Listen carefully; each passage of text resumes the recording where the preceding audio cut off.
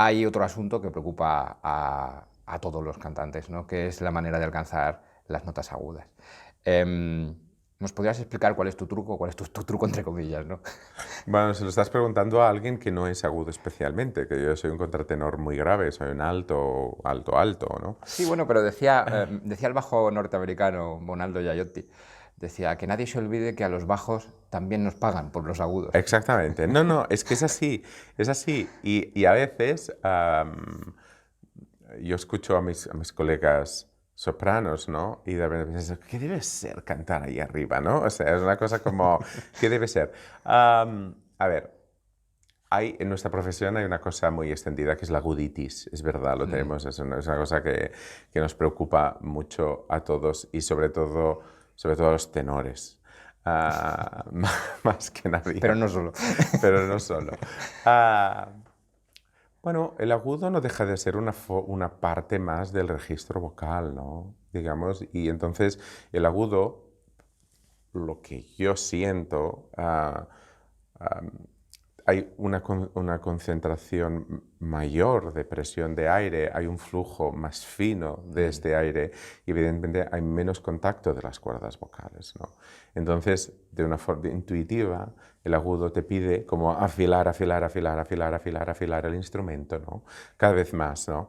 Y esto, claro, para las voces masculinas, nos es siempre más problemático porque tenemos una laringe más grande, tenemos unas cuerdas vocales mayores, tenemos un músculo vocal más duro, por eso les es más fácil a las sopranos o a las mujeres, incluso a las mujeres contralto, ¿no? A conseguir los agudos, porque su naturaleza ya está más... Entonces, el agudo lo trabajo, el agudo se destapa. Y he descubierto con el tiempo que el agudo se destapa. Si uno trabaja muy bien la zona media, no tanto la grave como la media, donde se encara ya muy bien para ese paso, para que hay un buen día que uno hace cloc y eso se destapa, pero tiene que poner mucha atención en cómo entrar en esa zona, ¿no? Es mucho más importante trabajar las 3 notas antes de la zona de paso bien trabajadas o las 4, y el paso puede ser distinto en distintos registros, que no querer meter allí la voz, que no acaba pasando, porque lo que haces es crear mucha más tensión para que pase. Y esto es lo que trabajo yo. Sí, es muy interesante. Había una cosa que siempre, cuando yo pude alcanzar mis ¿Sí? agudos, ¿no? Me di cuenta de que necesitaba mucho menos aire Claro. del que yo pensaba, ¿no? Que es algo que creo que nos ha pasado a todos, absolutamente. Sí, sí, sí, hay ese día que dices, uy, pero ¿era eso? Mm. Claro, las voces dramáticas, como yo me pongo más en una forma de cantar más dramática, nosotros somos un poco más tubulares, ¿no? Que las voces que tienen, digamos, un cambio de registro mucho más triangular a la escuela belcantista, ¿no? Nosotros somos un poco más así. Y entonces, pero es verdad lo que dices, o sea, cuando uno descubre, cuando uno tiene que atacar una de las 4 últimas notas del registro, te das cuenta de que, uy, pero si es mucho menos de lo que yo pensaba, que todos vamos ahí como, vamos a darlo. Y muchas veces es la peor manera de alcanzarlo, ¿no? Hay muchísimos vídeos en YouTube de tenores o incluso intentando alcanzar la nota así como por mis. Sí. Y no, es imposible que salga así, ¿no? No, de hecho, se dan a veces circunstancias curiosas. A mí me ha pasado trabajando con estudiantes que cuando consiguen dar esas notas agudas de esa manera fácil de la que estamos hablando, se piensan que está mal, porque Claro. dicen, no puede ser tan fácil, esto Claro, está mal. claro, claro, es verdad, es verdad. Sí, sí, es así, ¿no?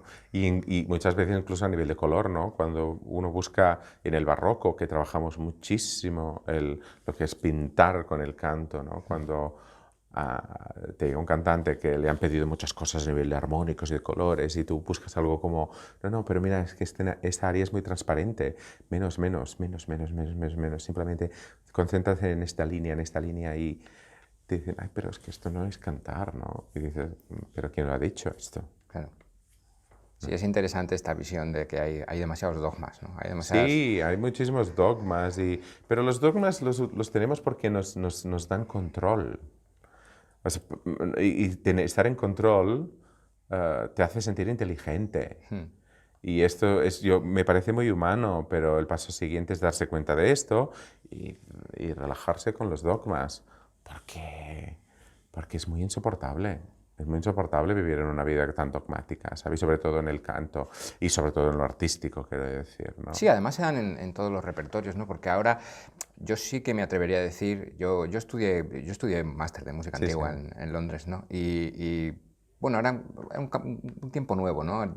Porque dentro del mundo de la música antigua había muchísimos dogmas Uf, hace muchísimos. unos cuantos años también. Muchísimos. Y yo muchas veces, muchas entrevistas digo, yo creo que somos mi generación, porque ahora ya hay otra generación nueva, pero mi generación yo diría que es la primera que ya no está acomplejada por los dogmas de la música antigua de cantar sin vibrato o cantar no sé cómo, o si eres contratenor tienes solo que cantar Bach, Parcel y no sé qué, y dices, pero es que yo no canto Bach, ¿no? Y dices, ¿qué pasa? Que no soy contratenor, pero no canto Bach porque no quiere, porque no me gusta, es porque mi voz se siente mejor cantando otro tipo de repertorio, ¿no? Y entonces, ¿por qué esa voluntad de que las cosas sean de una sola forma, ¿no? O que los ingleses canten de esta forma, los ingleses más antiguos, ¿no? Que yo los admiro profundamente, ¿eh? No es una crítica. No, no, claro.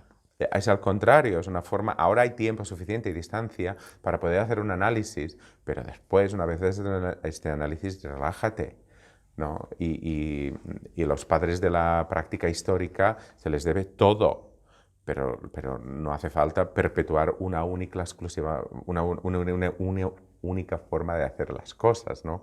Que muchas veces puede ser muy castradora para la diferencia, ¿no? Y, De hecho, yo había una cosa que no es esto que tú oyes que ocurre, no, es que a mí me sucedió. En una ocasión trabajando con un clavecinista alemán, no diré el nombre, que es conocido, eh, estaba cantando un aria de Händel, un aria del Mesías. sí, Y me dijo, no, es que tú tienes demasiada voz para este repertorio, claro. tú tienes que cantar ópera italiana. Claro, yo me quedé sorprendido porque pensé, pero ¿dónde pone que el volumen o que cantar bien o mal, ¿no? Porque es muy típico eso, no, tú tienes poca voz, vete para la música antigua, pero ¿dónde lo pones? O que tengas que irte a Claro, la claro, es que música antigua, precisamente ¿no? ayer les dije a los alumnos que estaba escuchando una aria con cantantes muy distintos, ¿no? O sea, un aria de la ópera de Alcina, cantado por alguien como la Sonia Yoncheva o cantado como alguien como Sandrine Pio, ¿no? Y que son de universos completamente distintos. Y las dos versiones son maravillosas, pero son aproximaciones al canto completamente distintos. O René Fleming cantando Alcina, que es maravillosísima, pero no tiene nada que ver con, otra vez más diré, o Sandrine Pio y entonces, o Karina Gauvin, por ejemplo, ¿no? Y ahora es lo maravilloso, ¿no? Que cuando... Si se una cosa sí se tiene que hacer, que es descubrir lo que hay dentro de esa música. Y no hacerlo simplemente por tradición interpretativa. Hacerlo simplemente que tú, con tu instrumento, con tu personalidad, reflejes lo que hay escrito allí y lo lleves a tu voz.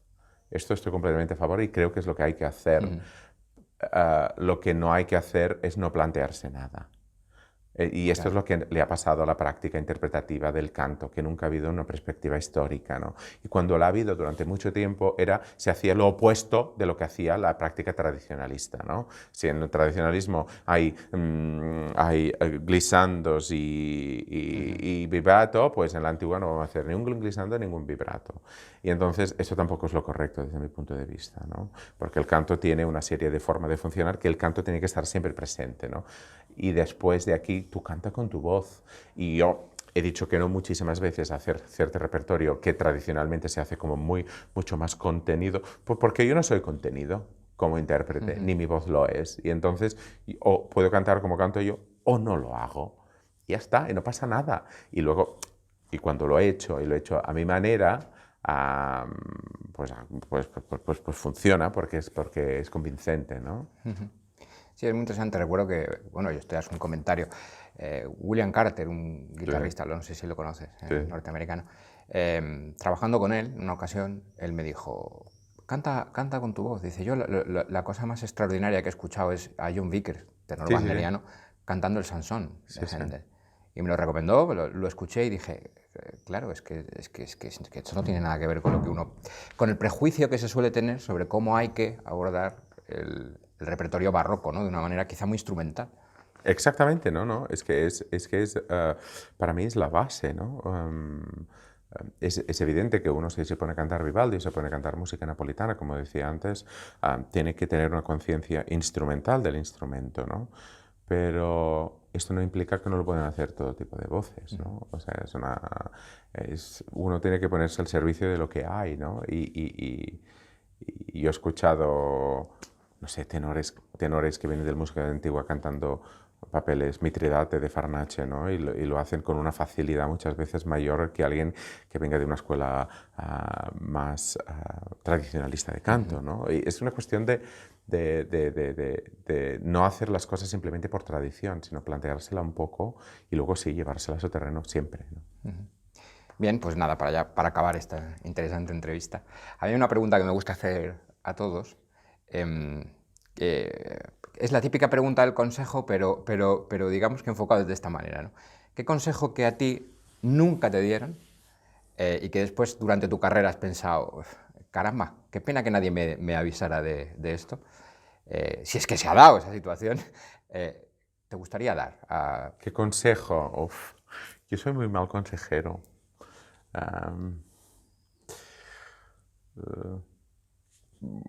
A mí, por suerte o por desgracia, hasta muy tarde, yo empecé a cantar de una forma muy intuitiva durante mucho tiempo, ¿no? Y cantaba, pero primero de todo, un consejo que me hubiese gustado que me dieran muy al principio era léete el texto, lee el texto, organiza el texto y luego organiza el canto desde el texto, ¿no? Y esto cuando me di cuenta, para la música que yo hago, ¿no? Que era básico y cuando esto estaba hecho, lo otro fluía mucho más rápidamente e incluso tenía que estudiar menos horas. Me ayudó muchísimo, ¿no? Bueno, pues no es un mal consejo, me parece a mí. Bueno, pues muchas gracias, Xavier. Te dejamos ya que tienes que empezar a trabajar con los estudiantes. Y bueno, esperemos que sea interesante esta entrevista. Muchas gracias a vosotros. Gracias.